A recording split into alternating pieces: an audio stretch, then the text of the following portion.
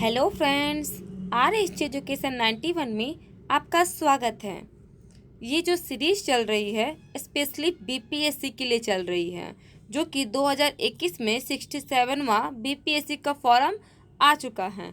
जिस कैंडिडेट को बीपीएससी की तैयारी अच्छी तरह से करनी है वो हमारा सीरीज़ ज़रूर अटेंड करे। तो चलिए समय ना बर्बाद करते हुए अपनी सीरीज़ को मैं स्टार्ट करती हूँ। आज का हमारा टॉपिक है मौर्य साम्राज्य। मौर्य साम्राज्य से संबंधित सारे क्वेश्चंस मैं इस वीडियो में करवाने वाली हूँ। तो चलिए शुरुआत करती हूँ।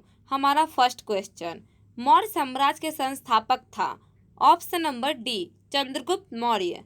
मौर्य साम्राज्य के संस्थापक चंद्रगुप्त मौर्य थे। मौर्य साम्राज्य की राजधानी थी पाटलिपुत्रा। मौर्य साम्राज्य का संस्थापक चंद्रगुप्त मौर्य और राजधानी पाटलिपुत्रा थी। चंद्रगुप्त मौर्य ने मगध की सत्ता किसकी सहायता से प्राप्त किया था? कौन सहयोग किया था उसे मगध का सत्ता को हड़पने में? ऑप्शन नंबर ए चाणक्य और विष्णुगुप्त, जो कि उनके सेनापति अर्थात उनके गुरु भी रह चुके हैं। मौर्य साम्राज्य की स्थापना हुई थी 320 ईसा पूर्व में।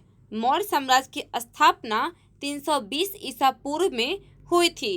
नेक्स्ट क्वेश्चन, यूनानी दूत मेगास्थनीज किसके दरबार में पाटलिपुत्र आया था? Option number D Chandragupta Maurya के दरबार में ये आया था। चंद्रगुप्त मौर्य के दरबार में मेगास्थनीज आया था और मेगास्थनीज किसका सेनापति था? तो सेल्यूकस निकेटर का सेनापति था, राजदूत था बोले तो। मेगास्थनीज का पाटलिपुत्र आगमन हुआ था 315 ईसा पूर्व में। 315 ईसा पूर्व में मेगास्थनीज पाटलिपुत्र आया था और 320 में किसका स्थापना हुआ था? मौर्य काल का स्थापना हुआ था। चंद्रगुप्त मौर्य के दरबार में मेगास्थनीज को भेजने वाला शासक कौन था? Option number B Seleucus Nicator था। किस शासक के शासनकाल के समय मगध पर 12 वर्षों का भीषण अकाल पड़ा था? Option number D Chandragupta Maurya के समय में ही मगध में 12 वर्षों का बहुत भीषण अकाल पड़ा था, जिसमें ही तो भद्रबाहु और स्थूलभद्र ये दोनों का विभाजन हुआ था, जो कि किससे संबंधित है? वे जैन धर्म से संबंधित है। नेक्स्ट, चंद्रगुप्त मौर्य के प्रधानमंत्री था ए भद्रबाहु। प्रधानमंत्री कौन थे? चंद्रगुप्त मौर्य के प्रधानमंत्री भद्रबाहु से उन्होंने जैन धर्म की शिक्षा ली थी। और चाणक्य इनका प्रधानमंत्री था, जो कि मैं कुछ देर पहले अभी बताई हुई थी। किससे मुक्ति दिलाने के कारण चंद्रगुप्त मौर्य को भारत का मुक्तिदाता कहा जाता है? यूनानियों से उन्होंने मुक्ति दिलाया था। किसको? मगध को या तो मौर्य साम्राज्य को। इसके लिए उसे भारत का मुक्तिदाता के नाम से भी जाना जाता है। नेक्स्ट क्वेश्चन, वह स्रोत जिसमें पाटलिपुत्रा के प्रशासन का विवरण उपलब्ध है वह है इंडिका। इंडिका पुस्तक किसने लिखा है? मेगास्थनीज ने लिखा है। और मेगास्थनीज को भेजने वाला कौन था? सेल्यूकस निकेटर था। अगर इंडिका किताब को हम लोग पढ़ते हैं तो पाटलिपुत्र के प्रशासन के बारे में विवरण लिखा हुआ है। नंद वंश के बाद मगध पर किस राजवंश का शासक रहा था? ऑप्शन नंबर ए मौर्य का। मगध के बाद मौर्य साम्राज्य स्थापित हुआ था, जो कि मगध में कौन था? मगध में नंद वंश सबसे लास्ट थे, जो कि घनानंद को हराकर चंद्रगुप्त मौर्य ने मौर्य वंश की स्थापना किया था। मेगास्थनीज की पुस्तक का नाम क्या है? ऑप्शन नंबर डी इंडिका है। अर्थशास्त्र के लेखक है कौटिल्य। कौटिल्य के अन्य नाम चाणक्य और विष्णुगुप्त भी है। पाटलिपुत्र के शासक व्यवस्था की विस्तृत विवरण किस विदेशी यात्री के वृत्तांत में मिलता है? Option number C Megasthenes. Megasthenes की पुस्तक अगर हम लोग पढ़ते हैं तो उसमें पाटलिपुत्र के शासक व्यवस्था के बारे में भी हम लोग को देखने को मिल जाता है। चंद्रगुप्त मौर्य के उपरांत मौर्य साम्राज्य के शासक बना, मतलब उनका बेटा बना। उनका बेटा का नाम क्या था? ऑप्शन नंबर डी बिंदुसार था। चंद्रगुप्त मौर्य के बेटा का नाम बिंदुसार हुआ। बिंदुसार के बाद कौन बना था? अशोक बना था। तो ये सीरीज चलते जा रहा था।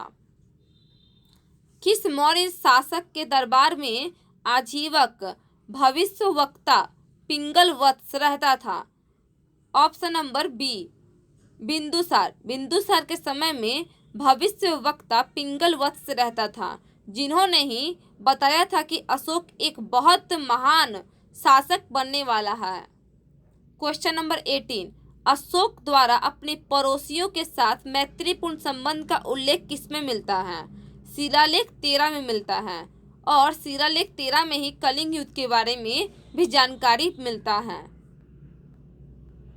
नेक्स्ट 19 क्वेश्चन, तृतीय बौद्ध संगीति का आयोजन किसके शासनकाल में हुआ था? तो तीसरा वाला बौद्ध संगीति है, ये बिंदुसार के समय में अशोक के समय में हुआ था। अशोक के समय में तृतीय बौद्ध संगीति हुआ था, जिसकी अध्यक्षता मोगलीपुत्र तीस्ता के द्वारा किया गया था, और ये हमारा कहाँ हुआ था? पाटलिपुत्र में आयोजित हुआ था। पाटलिपुत्र में अशोक ने मोगलीपुत्र तीस्ता की अध्यक्षता में तृतीय बौद्ध संगीति का आयोजन किया था। और कब हुआ था? 251 में हुआ था। 251 ईसा पूर्व में हुआ था। ये 4 क्वेश्चन तृतीय बौद्ध संगीति से हो गया। कब हुआ था? 251 में हुआ था। कहाँ हुआ था? पाटलिपुत्र में हुआ था। किसकी अध्यक्षता में? मोगलीपुत्र तीस्ता की अध्यक्षता में। और शासक कौन था? तो अशोक था। ये चारों का चारों क्वेश्चन आप लोग को याद रखना है। किस मौर्य काल ने कलिंग पर विजय प्राप्त किया था? किस मौर्य कालीन शासक ने कलिंग पर विजय प्राप्त किया था? अशोक ने किया था। किस युद्ध में हुए भारी तबाही तथा जान माल की हानि को देखकर अशोक का हृदय परिवर्तन हुआ और अपनी युद्ध नीति त्याग कर धर्म नीतियों का घोषणा की थी? Option number A Kalinga.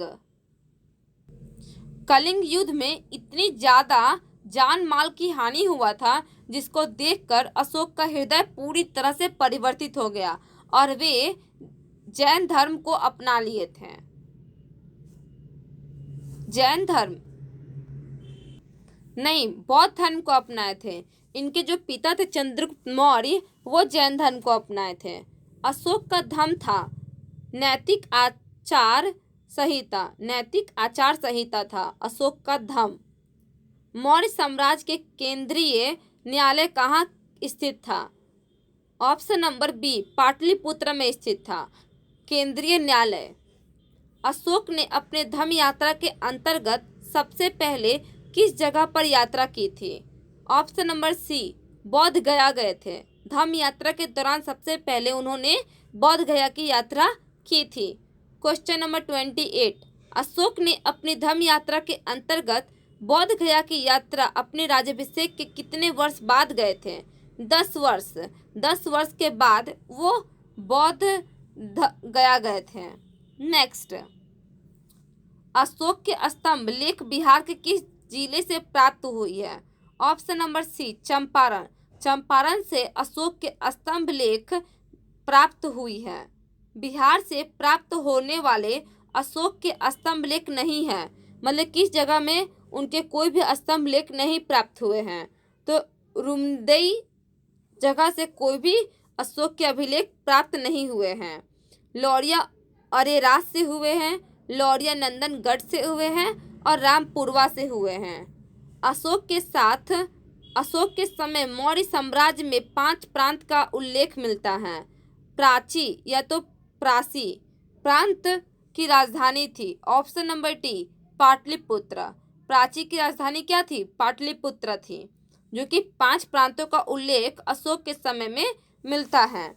Pataliputra में स्थित चंद्रगुप्त मौर्य का महल मुख्यतः बना है। जो पाटलिपुत्र में चंद्रगुप्त मौर्य का महल है, वो लकड़ी का बना हुआ है। चंद्रगुप्त मौर्य के राजप्रासाद स्थित था। ऑप्शन नंबर ए कुम्भलहार में, कुम्भलहार जो कि पटना में है, वहाँ राजप्रासाद स्थित है। कुम्भलहार के 80 स्तंभों वाला मौर्यकालीन सभागार या राजमहल का अवशेष मिलता है। क्वेश्चन नंबर 34, किस विद्वान ने चंद्रगुप्त मौर्य के राजप्रासाद के बारे में कहा है कि इसकी शान शौकत का मुकाबला ना तो सूसा और ना ही बेतना कर सकता है? किसने कहा है ये बात? तो एरियन ने कहा है।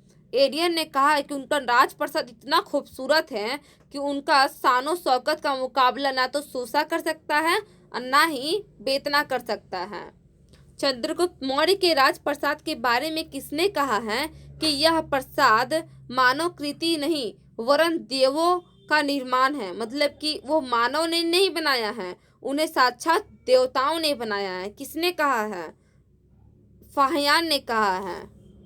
नेक्स्ट, किस शासक ने गया के निकट बराबर की पहाड़ियों में आजीविकों के लिए गुफाओं का निर्माण करवाया था? ऑप्शन नंबर सी, अशोक ने करवाया था। अशोक ने बराबर की पहाड़ियों में आजीविकों के लिए गुफाओं का निर्माण करवाया था, जो कि 4 गुफाओं का निर्माण करवाया था। नाम था सुदामा, विश्व झोपड़ी, चौपार और कर्ण। नेक्स्ट, गया के समीप नागार्जुनी की पहाड़ियों से प्रसिद्ध गोपी गुफा का निर्माण करवाया था। ऑप्शन नंबर डी, दशरथ ने करवाया था। नागार्जुनी गुफा की पहाड़ियों के पास एक गोपी गुफा का निर्माण दशरथ ने करवाया था। और दशरथ कौन था? अशोक का पुत्र था, जिसने नागार्जुनी गुफा में आजीविकों के लिए 3 गुफाओं का निर्माण करवाया था, जिसमें गोपी गुफा का भी नाम सम्मिलित है। नेक्स्ट, मौर्यकालीन चामर ग्राहिनी याक्षी प्राप्त हुई है। कहाँ से? दीदारगंज पटना से हुई है, जिसे स्त्री रत्न के नाम से भी जाना जाता है। चमार गृहिणी याक्षी दीदारगंज में हुआ है, जो कि स्त्री रत्न के नाम से भी जाना जाता है। नेक्स्ट, बिहार के किस स्थान से मौर्य काल के बने जैन तीर्थंकरों की प्रतिमा प्राप्त हुई है? Option number B, Lohanipur Patna से मिला है। लोहानीपुर पटना से मौर्य काल के बने जैन तीर्थंकरों की प्रतिमा प्राप्त हुई है। नेक्स्ट, 40 क्वेश्चन, पाटलिपुत्र के नगर निर्माण तथा सुंदरता का विवरण किस पुस्तक में मिला है और उसे किसने लिखा है? तो मेगास्थनीज की पुस्तक इंडिका में पाटलिपुत्र के नगर की सुंदरता के बारे में भी विवरण मिलता है। पाटलिपुत्र को किस शासक ने सर्वप्रथम अपनी राजधानी बनाया था? चंद्रगुप्त मौर्य ने सबसे पहले पाटलिपुत्र को अपनी राजधानी बनाया था। अशोक के शासनकाल में बौद्ध सभा किस नगर में आयोजित किया गया था? तो हम लोग अभी अभी पढ़े, पाटलिपुत्र में हुआ था। पाटलिपुत्र मोगलीपुत्र तीस्ता की अध्यक्षता में हुआ था। नेक्स्ट, किसके शासनकाल में मिस्र के राजा फिलाडेल्फस टॉलमी द्वितीय ने डियानिसियस नामक राजदूत को पाटलिपुत्र भेजा था? ऑप्शन नंबर बी, बिंदुसार के दरबार में भेजा था। किसको? डियानिसियस को भेजा था। किसने? तो टॉलमी द्वितीय, जिसको फिलाडेल्फस भी कहते हैं। नेक्स्ट, किस विद्वान के अनुसार चंद्रगुप्त मौर्य ने पॉलीब्रोथस पाटलिपुत्र उपनाम धारण किया था? ऑप्शन नंबर डी, स्ट्रोबो के अनुसार चंद्रगुप्त मौर्य पॉलीब्रोथस या तो पाटलिपुत्र के नाम से भी जाने जाते थे और ये उपाधि भी उन्होंने धारण किया था। नेक्स्ट, यूनानी दूत